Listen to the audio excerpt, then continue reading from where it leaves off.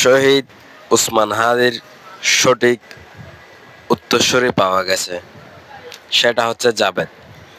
আজকে আমি তাকে ওসমান হাদি ভাইয়ের সঠিক উত্তরসূরি হিসেবে আখ্যায়িত করার মূল কারণ হচ্ছে আমার চোখে এমন একটা জিনিস, তার এমন একটা কার্যকলাপ আমার চোখে পড়েছে যেটা আমি দেখে প্রচুর খুশি হয়েছি।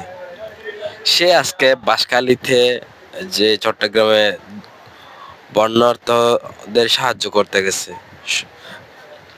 জাবের বিভিন্ন ত্রাণের জিনিস নিয়ে গেছে, আমাদের চট্টগ্রামে আসছে আর কি। সে যখন এই খাবারগুলো দিচ্ছিল, মানে যে শুকনো খাবার নিয়ে গেছে সেগুলো দিচ্ছিল, সবাই তো ত্রাণ বলে এগুলো দিছিল, কিন্তু জাবের যখন দিচ্ছিল তখন বলছিল যে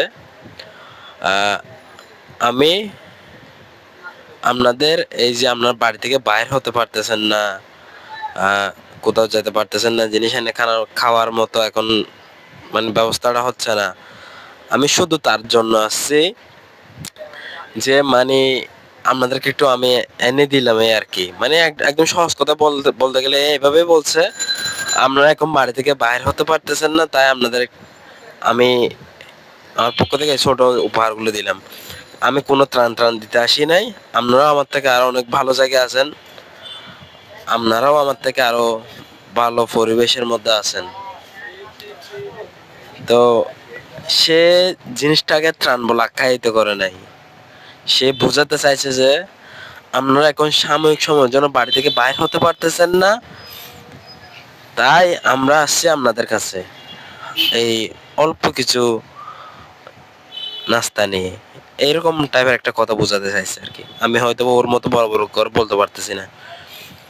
কথাটা শুনে আমার হৃদয়টা এতটা ভালো লাগছে, আমি সাথে সাথে মানে মন থেকে তার জন্য দোয়া করছে এবং বলছে যে এ হচ্ছে জাবেরে হচ্ছে শরীফ ওসমান হাদির, আমার আপনার সবার প্রিয় শরীফ ওসমান হাদির যোগ্য এবং ন্যায়পরায়ণ উত্তরসূরি।